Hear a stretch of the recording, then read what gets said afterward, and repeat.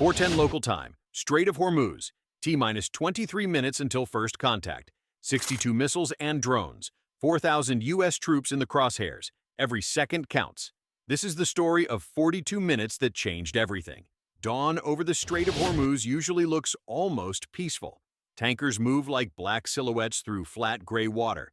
Tugboats shuffle around the shipping lanes. The mountains along the Iranian coast glow red under first light. But this narrow stretch of sea, barely 21 miles wide at its tightest point, is one of the most dangerous pieces of water on Earth. Nearly a fifth of the world's seaborne oil passes through here. One closed shipping lane here doesn't just shake the Gulf. It hits fuel prices, insurance markets, naval deployments, and political calculations from Washington to Beijing. And this morning, the United States is moving hard into the corridor. The deployment is not symbolic. It is not a press release. It is muscle. 4,000 troops entering the battle space in phases. Roughly 2,300 Marines from an amphibious ready group preparing for maritime security operations and seizure missions. 900 Army air defense and support personnel flown into forward sites in the UAE. Nearly 500 Navy security, logistics, and command staff pushing into sea bases and escort nodes. The rest engineers, medics, signal specialists, and sustainment crews, the people who keep a military machine alive after the cameras leave. Offshore, an amphibious assault ship and 2 transport docks ride with escorts. Further out, Arleigh Burke-class destroyers patrol with Aegis combat systems online. Above them, AIP-8A.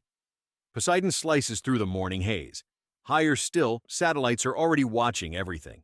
Imagine you're here, salt in the air, rotor wash slamming your chest on the flight deck. Marines hunched over gear stacks, checking magazines, water, radios, tourniquets. A chief petty officer screams over engine noise as LCAC crews prepare for movement.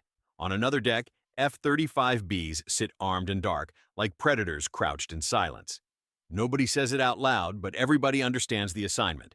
Keep the strait open, deter escalation. If deterrence fails, survive the first punch and make sure the second punch never comes. That's the strategic picture. Now look across the water. In underground command spaces near Bandar Abbas, Iranian planners have spent days studying shipping patterns, radar windows, and American movement. And in this fictional scenario, they reach one conclusion. If the U.S. deployment can be bloodied early, visibly, and on camera, Washington may hesitate before locking in a larger military presence. Not total victory, not invasion, just a sharp enough shock to make the price look too high. So they build a layered strike package designed for one thing: confusion. 12 short-range ballistic missiles aimed at forward logistics areas and air defense nodes. 14 land-based anti-ship cruise missiles hidden near coastal launch points from Keshim Island to the mainland. 36 one-way attack drones programmed to approach low, slow, and from multiple bearings. And beyond the missiles and drones, 24 IRGC Navy fast attack craft waiting in dispersed coves loaded with rockets, machine guns, and anti-ship missiles of their own. Ready to surge once the sky gets crowded and the radar picture turns ugly. The plan is brutally simple. Saturate the defensive network, force U.S. ships to burn expensive interceptors, overload command channels, damage one troop ship, one ammunition point, one runway, maybe one Patriot battery. Then flood regional media with images of burning decks and panicked evacuation. The message would be as important as the damage. America came to secure the strait and instead walked into a trap. From their perspective, it almost makes sense. The waterway is narrow. Civilian traffic complicates identification. Regional tensions are already high. Political pressure in every capital is real. They believe the Americans are reacting. They believe speed belongs to the attacker. They believe the first minutes will decide everything. But there's a problem with their plan. They are seeing ships, aircraft, and troops. They are not seeing the network. What they didn't account for is that modern American force projection in the Gulf doesn't fight platform by platform. It fights as a single mesh of sensors, shooters, and decision-makers. Space-based infrared satellites, forward-based radar, Aegis destroyers sharing tracks, airborne early warning, electronic surveillance, coalition air pictures, Link 16 data flowing faster than human speech. While Iranian launch crews think they are stalking prey, they are already being watched by something colder than fear and faster than instinct. And the other flaw? Timing. They wait for maximum troop concentration, believing that creates maximum vulnerability. In reality, it also creates maximum readiness, more aircraft fueled, more crews awake, more interceptors loaded, more commanders already at consoles. Their ambush is about to meet a fully alert machine. At 0413 and 19 seconds, the first boost signatures bloom over southern Iran. Space-based infrared systems catch them almost instantly. Heat columns, launch plumes, coordinates. Seconds later, the data drops into regional command architecture. Fifth Fleet in Bahrain gets the flash. Air defenders in the UAE get the flash. Destroyers in the Gulf get the flash. Pilots on ready status don helmets before the alert tones fully stop sounding. You're there now. Red lights on steel passageways, boots pounding ladders, a radar operator staring at a screen that just went from manageable to crowded. A young lieutenant on an Aegis destroyer repeats the same phrase twice to make sure his voice stays level. Multiple tracks confirmed. Multiple tracks confirmed.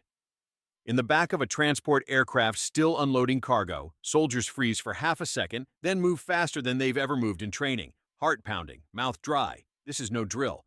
The first ballistic tracks are climbing. A N/TPY-2 radar begins refining trajectories. Aegis ships fuse the picture with their own spy arrays.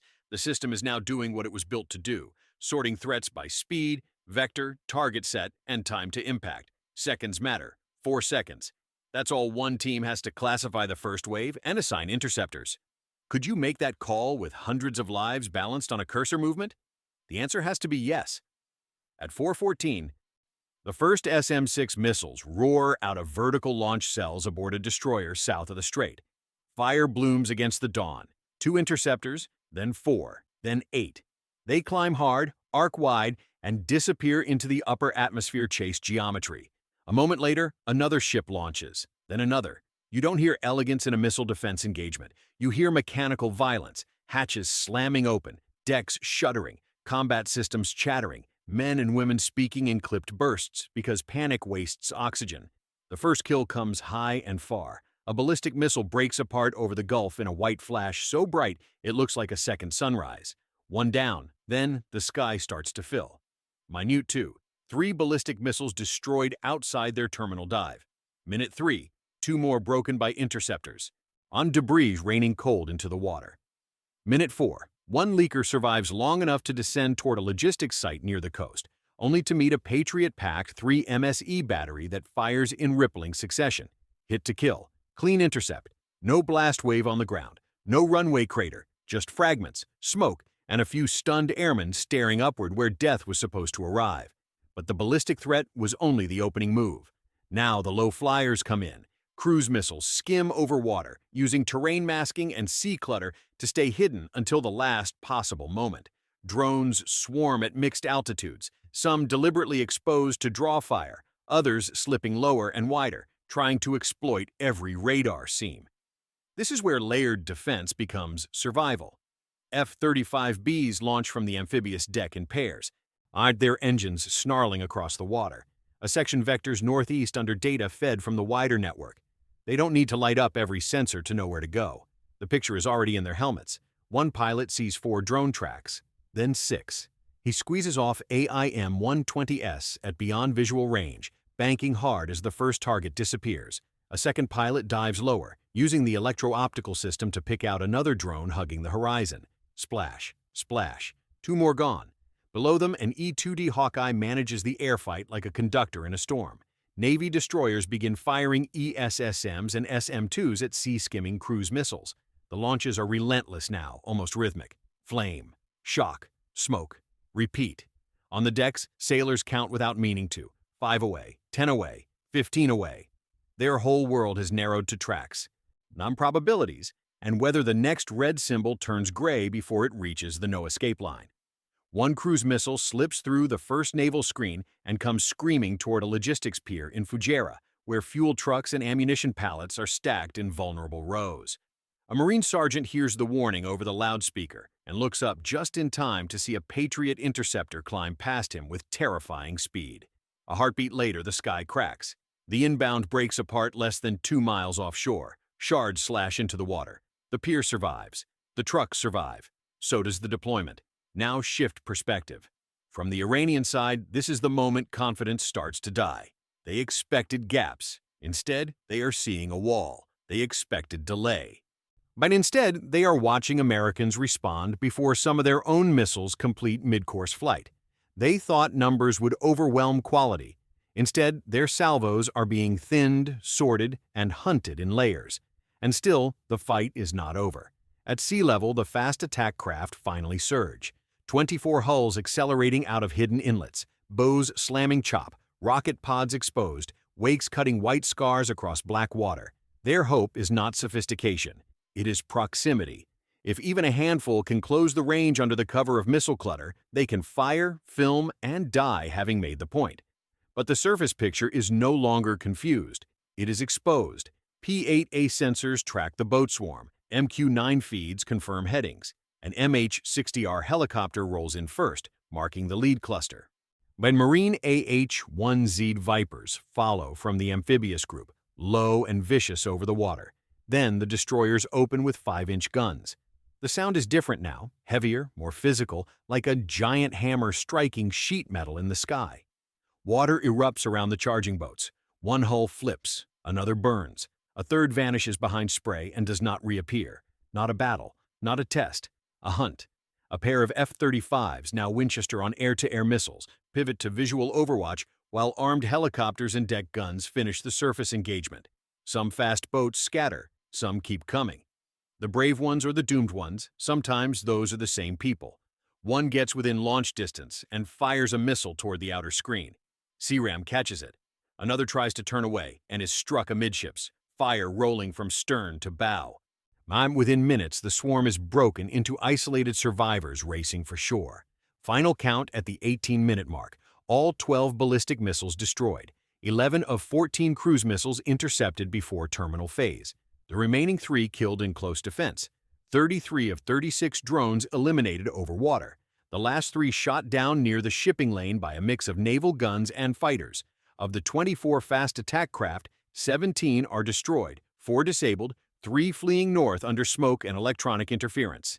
And through it all, the troop movement continues. That may be the most important part of this whole fictional scenario. The mission does not stop because the attack began. It accelerates. LCACs still move. Helicopters still lift. Air defense crews still in place. Supply convoys still reroute and unload. Why? Because the worst thing a force can do under attack is freeze. While one layer fights, another layer finishes the job it came to do. By minute 19, the immediate defensive phase is ending. But in modern warfare, defense without punishment invites a second round. The question is no longer whether the attack failed. The question is what comes next. Inside command centers from Bahrain to Tampa, the legal and operational threshold is already crossed. U.S. forces have taken a coordinated strike involving ballistic missiles, cruise missiles, drones, and naval assault craft. Understanding self-defense authorities, retaliatory options are prepared before the smoke clears. Higher authorization for broader suppression follows fast, not emotional, not improvised, calculated. This is where the operation truly begins. EF-35s already airborne are reassigned from defensive patrol to strike escort and target confirmation. Electronic warfare aircraft begin degrading coastal search radars and communications links. A guided missile submarine in the Arabian Sea receives execute orders. Destroyers south of the strait pivot from intercept posture to land attack sequencing. Further back, long-range bombers and support aircraft already on alert in the wider theater are brought into the package. What the attackers launched in scattered salvos, the response will deliver as a coordinated system. Could you make that decision? You've just survived the first wave. Do you hit only launchers? Only radars? Only the boats? Or do you go after the entire chain that makes a second strike possible? American doctrine answers that question clearly. Don't swat arrows. Break the archer. At minute 22, the first Tomahawks rise from the sea. Silent at launch compared to the violence they carry, they skim low and fast toward pre-planned target sets. Coastal anti-ship missile batteries near Bandar Abbas. Command relays on Keshem Island, drone storage compounds, targeting radars overlooking the strait, logistics depots feeding the fast attack flotillas.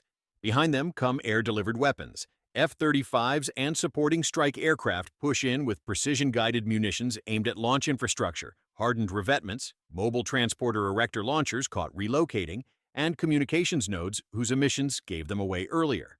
Then, the second layer of punishment begins. Bases, production, command chain.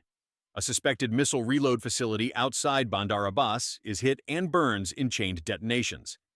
A coastal radar site goes dark after a pair of precision weapons punch straight through the antenna support and operations shelter.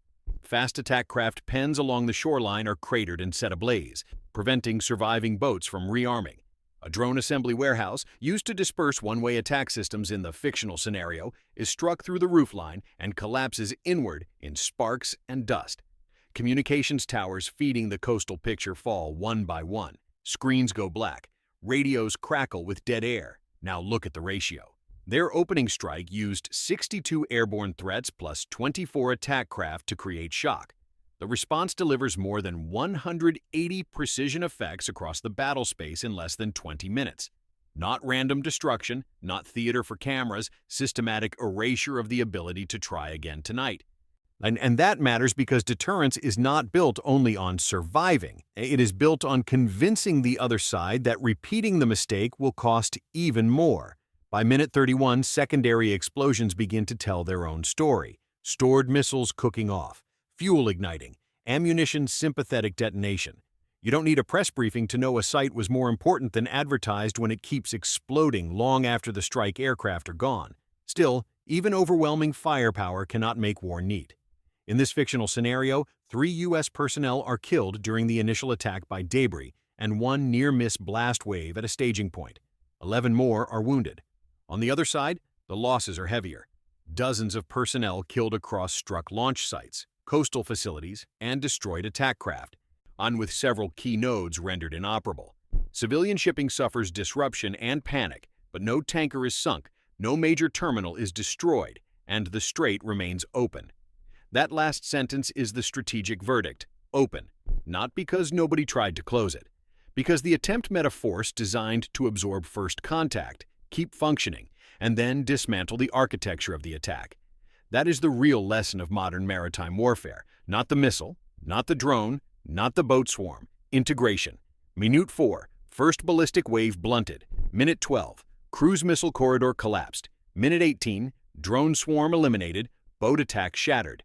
Minute 22, counterstrike begins. Minute 31, launch network burning. Minute 42, organized hostile action in the immediate area effectively over. 42 minutes. Less time than most people spend commuting to work. Less time than a school lesson. Less time than a gym session. In that span, the region came within inches of a strategic shock that could have sent insurance rates soaring, oil markets convulsing, and naval forces across the globe scrambling to reposition. Instead, the attack failed, the deployment continued, and the message was unmistakable.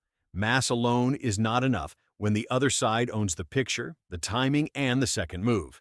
And yet there is a deeper warning here. This fictional scenario is not about invincibility. It is about margin.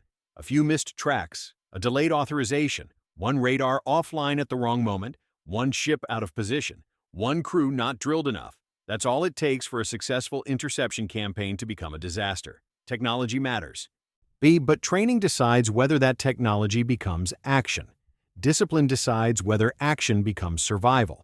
So when people ask what 4,000 troops in the Strait of Hormuz really means, this is the answer. It means tripwire and shield. It means logistics and firepower. It means the United States is not just sending bodies into a hotspot. It is deploying a layered combat system built to keep one of the world's most vital waterways open under the worst possible conditions. And if that system is ever tested for real, the first headlines may talk about missiles, drones, and troop numbers. But the real story will be written in seconds: detection, classification, intercept, decision, response. Miss one step, and the cost is measured in lives and global consequences. How does this change your view of modern warfare? Share your take and subscribe to join the discussion.